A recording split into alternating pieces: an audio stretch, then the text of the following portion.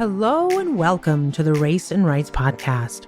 This is Sahar Aziz, distinguished professor at Rutgers University Law School and author of the book The Racial Muslim: When Racism Quashes Religious Freedom.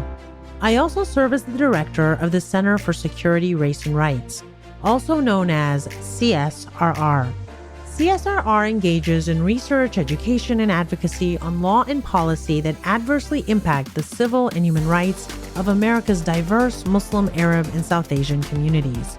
You can learn more about CSRR's work by visiting our website at csrr.rutgers.edu and also subscribing to our YouTube channel.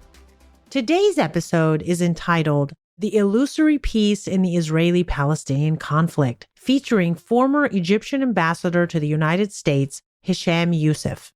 Ambassador Youssef examines the decades-long conflict between Israel and the Palestinian people from an international law perspective. He analyzes how the U.S. position controversially ignores the role of international law in resolving the conflict, which forecloses against the idea of Palestinians as a people with rights and accepts Israel's illegal settlement building regime.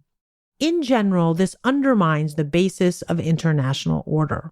Each of these contributing factors to the exasperation of the conflict between Palestine and Israel are of equal import. His assessment of U.S. ambivalence and Israeli rejection of Palestinian sovereignty and the expansion of Israel's settler colonial project make the possibility of a peace agreement increasingly illusory. Let's hear what our guest has to say about this important topic. Thank you very much. Let me start by thanking Professor Sahar Aziz for the kind invitation. It's a pleasure to be here, and it's a pleasure to talk to all of you on an issue that, as she mentioned, has not been the focus of the international community for a few years, but now it has come back to the agenda, and I'll come to that. And I've been working on this issue for a number of decades, on and off, but it has been one of the constants in my career throughout my work at the Ministry of Foreign Affairs and the Arab League, as well as the Organization of Islamic Cooperation from a humanitarian perspective, and now working on this issue as well at the United States Institute of Peace in Washington, D.C., but I'm speaking in my personal capacity and not representative of any of these institutions. And I will be addressing the Israeli-Palestinian conflict from a different perspective today. Since I am in a law school, I think it would be most appropriate to address this issue, perhaps from a legal perspective. And since President Trump presented his long-awaited initiative regarding achieving peace in the Israeli-Palestinian conflict on the 28th of January of this year, after around 3 years of preparations, I think it is most appropriate to also focus on this initiative that can be considered a major game changer in dealing with this conflict. I will address 5 main issues. The first issue is the role of law in resolving the conflict. The second is the status of the Palestinian territory. The third is the issue of sovereignty and issues pertaining to having something called a state plus, or even state plus plus, and a state minus, or a state minus minus. And then a number of false equivalences that somewhat problematic in the plan, in the US plan. And finally, a few words on the Palestinian situation. Let me start by the role of the law in resolving the conflict. I think the legal aspects pertaining to the conflict is one of the most fundamental reasons for the objections that were raised by the Palestinians and several countries when dealing with recent US plan and the new US position in relation to the conflict. Even before the plan was released, the US adopted several controversial positions. I think one of the most revealing and perhaps the most significant was presented in a statement before the UN Security Council in July of 2019 by Jason Greenblatt, who is the former US Special Representative for International Negotiations. And in this statement before the Security Council, he seemed to divide the main issues pertaining to the conflict into 3 main categories. One category is aspects in a sense that are above international law, and then aspects that pertain to international law, and then finally aspirations. On issues that are above the law, Greenblatt told the Security Council, and I'm quoting here, that there is no international consensus or interpretation of international law that will persuade the United States or Israel that a city in which Jews have lived and worshipped for nearly 3,000 years and has been the capital of the Jewish state for 70 years is not today and forever the capital of Israel. End of quote. Implying, as indicated by an article in the Jerusalem Post at the time, that Israel's right to Jerusalem was above international law. Of course, there are several inaccurate and disputable elements in this statement, including the fact that East Jerusalem was under Jordanian control shortly after the State of Israel was established in 1948 and until the June 1967 war. But we can go into details later in our discussion if you wish. As for international law, Greenblatt told the Security Council that international law is not the vehicle through which the conflict could be resolved, given the vast differences in interpretation of law regarding the conflict. So he discounted international law as a whole in addressing the conflict. And then finally, he came to aspirations, and he told the Security Council that Palestinians continue to assert that East Jerusalem must be a capital for the Palestinians, adding that an aspiration is not a right, and aspirations belong to the negotiating table. And this is the crux of the problem, because the administration contends that there are some elements in the Israeli positions that are above international law, and that international law is not the route through which the conflict can be resolved, and that Israel has rights, and the Palestinians only have aspirations, and the resolution should be resolved through acknowledging and perhaps even accepting realities on the ground. Of course, several Security Council members criticized this US approach, not only because of this conflict, but also because of what this means to the international order that is supposed to be based on international law and the resolution not only of this conflict, but of conflicts in general. This approach was also criticized because it was felt that the US wanted to replace the current terms of reference for resolving the conflict to new terms of reference and new parameters for the solution. And this brings me to my second point regarding the status of the Palestinian territory. And on that issue, the current US position is that the West Bank is disputed and not occupied territory. And this is why the Trump plan indicated that the State of Israel and the United States do not believe that the State of Israel is legally bound to provide the Palestinians with 100% of the pre-1967 territory. Of course, this is contrary to a principle that is enshrined in UN Security Council Resolution 242, which is one of the bases for resolving this conflict, that spoke about the principle of the inadmissibility of the acquisition of territory by war. And there are numerous Security Council and General Assembly resolutions that consider the West Bank and Gaza as occupied Palestinian territory and that oppose any change in the status of this territory that is not agreed to by the parties through negotiations.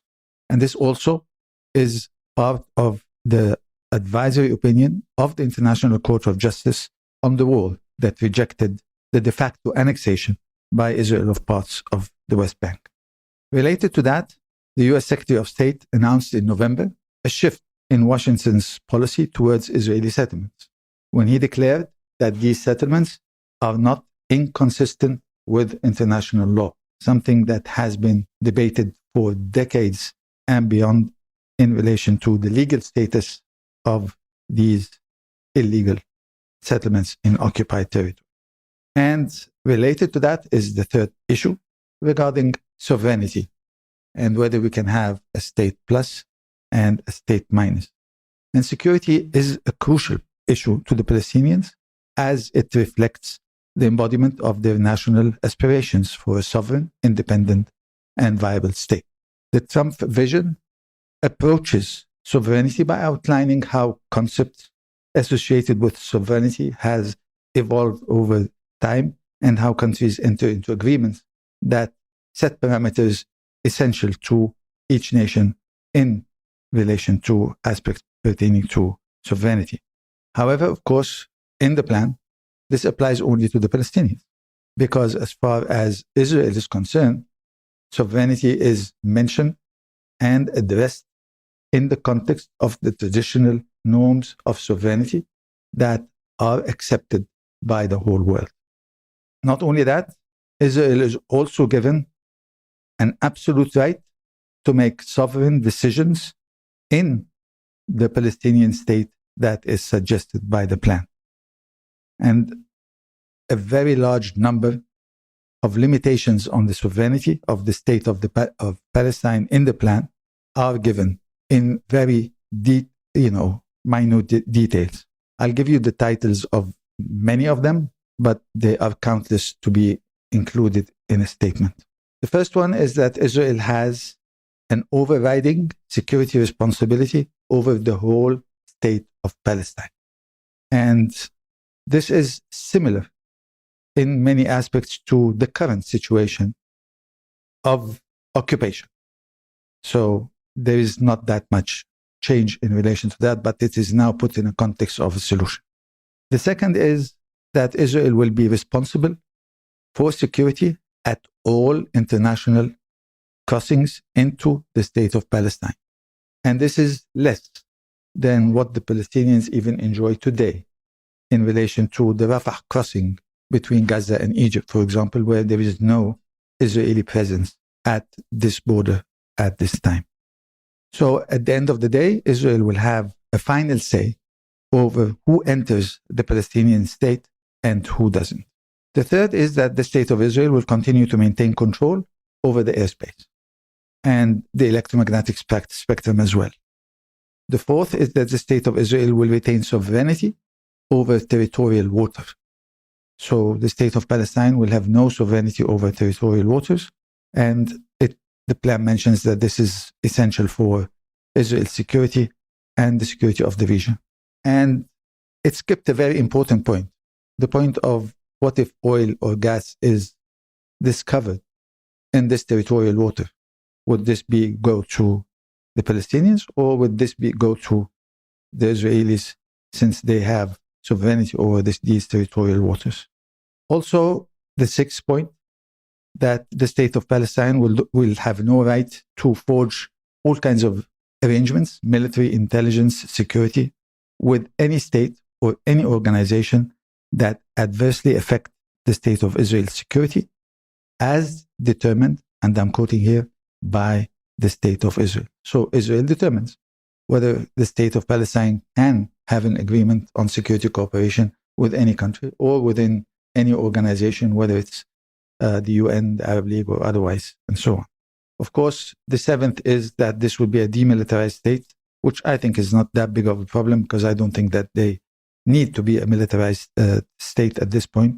But it also, within that, it has all kinds of details that are problematic. For example, it says it is demilitarized, but it cannot also have offensive cyber and electronic warfare capabilities. How will this be monitored? And how will this be enforced? And that's another legal dimension that perhaps is worthy of further study as well. The eighth point is regarding security, Palestinian security. And the plan says that any expansion of the Palestinian security capabilities beyond the capabilities that exist on the date that this vision is released shall be subject to agreement with the state of Israel. So the argument is that what they have today is enough when they have a state, which I think is rather strange. The ninth point is that the state of Israel will maintain the right to dismantle and destroy any facility in the state of Palestine that is used for the production of prohibited weapons, which can be understood, but then for any other hostile purposes. And of course, the hostile purposes will be also defined by Israel. So there is a state that will have the right to dismantle and destroy any facility in another state because of reasons that they see are hostile, has hostile purposes. It also indicates something interesting about transportation corridors, because it mentions that there will be all kinds of transportation corridors between the Palestinian fragments that constitute the state, and that this would greatly, according to the plan, greatly reduce the need for checkpoints. This also means that there will be checkpoints by one state in another state. And then to add to that as well, and it mentions that to the extent reasonably possible, solely as determined by the State of Israel, the State of Israel will rely on blimps, drones, and similar aerial equipment for security purpose in order to reduce the Israeli security footprint within the state of Palestine. So they also have this right. And then to one of the most fundamental issues pertaining to the conflict, and this is the issue of refugees. And then as far as refugees are concerned, this plan indicates that there are refugees, many Palestinian refugees in the Middle East that come from war-torn countries.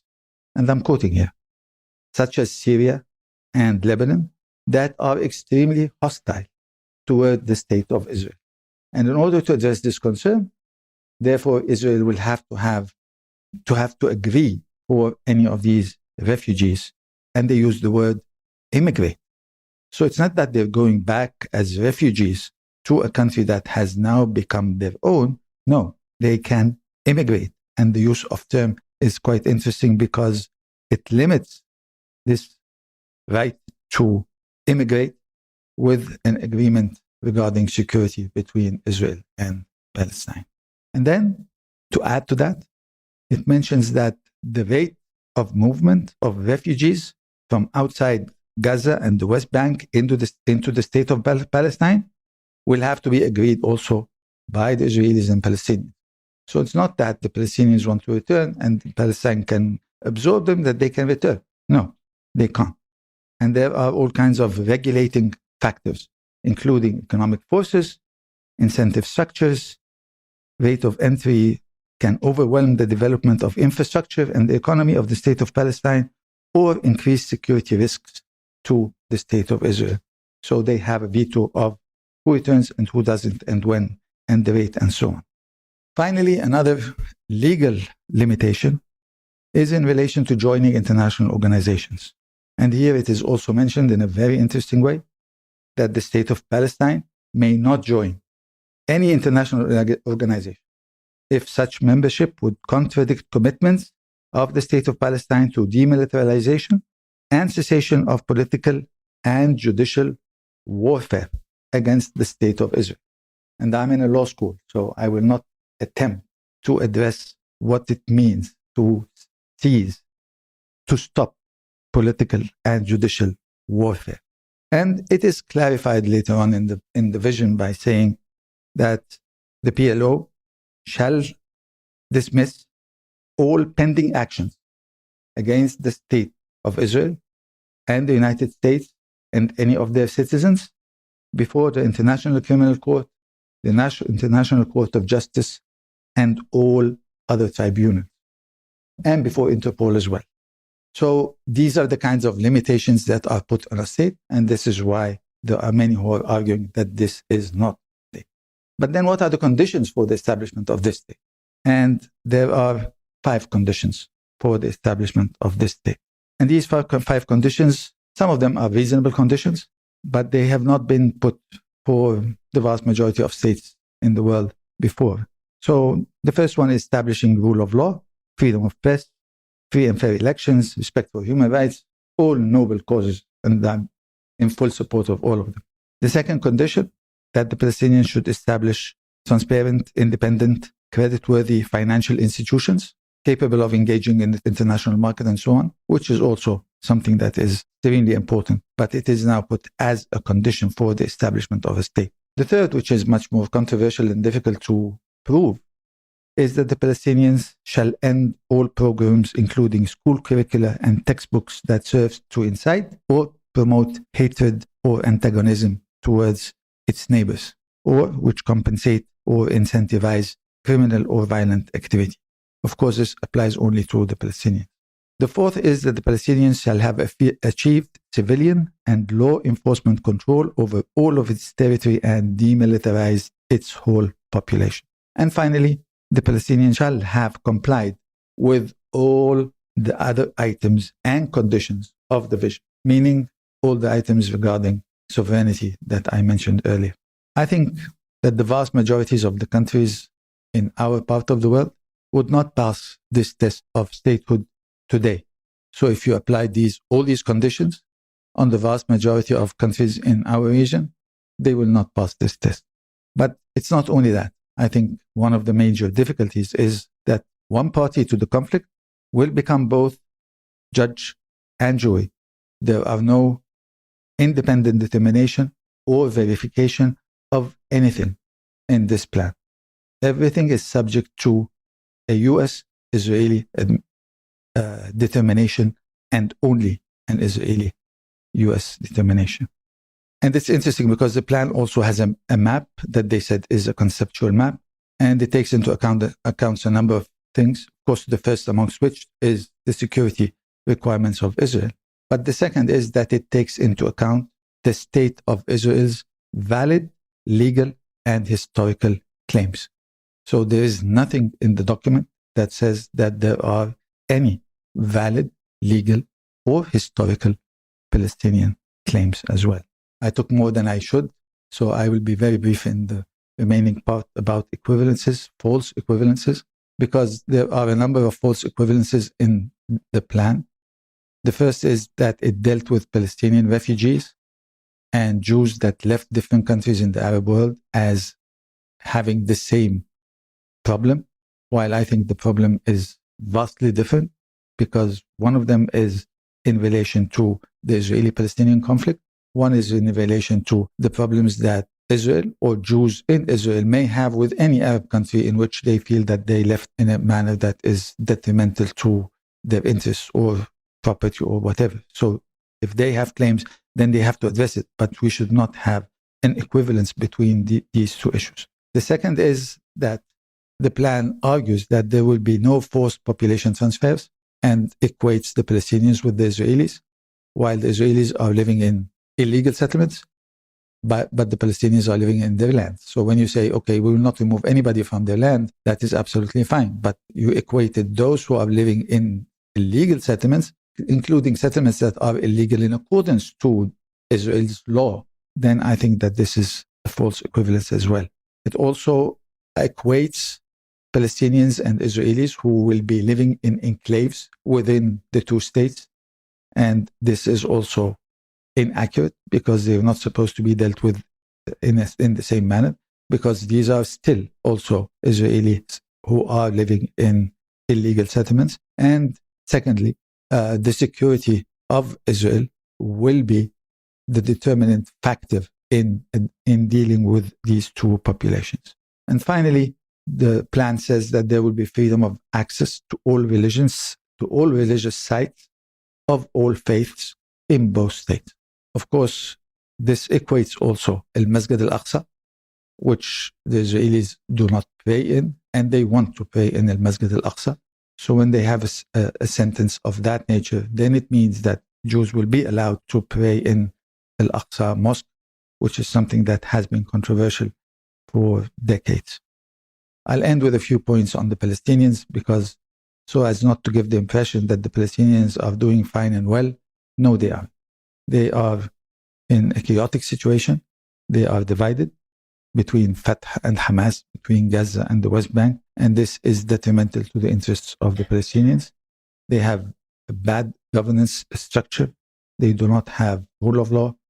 They have corruption that they need to fight. They have state building that they need to achieve. And there is a lot that they need to do.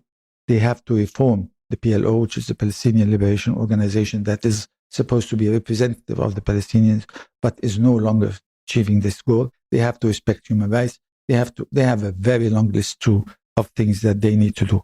But I think they need also help in order to achieve these objectives. Let me conclude by indicating that this conflict is entering a critical phase, and without major rectification of how the international community deals with this issue, then we will probably be preparing for another round of prolonged confrontation, conflict, and violence that I think may remain with us for decades. This is a very complex and challenging conflict, and these challenges are daunting, but I think that giving up is not supposed to be an option. Thank you very much.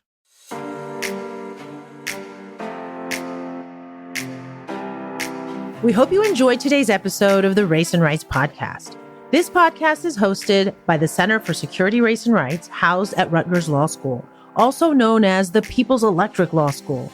CSRR engages in research, education, and advocacy on issues that adversely impact the civil and human rights of America's diverse Muslim, Arab, and South Asian communities. We do so through an interfaith, cross-racial, and interdisciplinary approach. To hear additional episodes of the Race and Rights podcast, check out our pages on Spotify, Apple Podcasts, Amazon Music, and everywhere else podcasts are available. Now, for a deep dive on these issues, visit our website at csrr.rutgers.edu, where you can find policy reports, teach-ins, and news commentary by our over 130 faculty affiliates. To watch our over 80 academic and public policy lectures, subscribe to our YouTube channel at Rutgers Center for Security, Race and Rights. And on social media, be sure to follow us on Instagram at Rutgers CSRR and on Twitter and Facebook at RUCSRR. Finally, you can financially support the Center for Security, Race and Rights by going to our website at csrr.rutgers.edu and press the donate button. And please give generously. As always, be well and see you next time.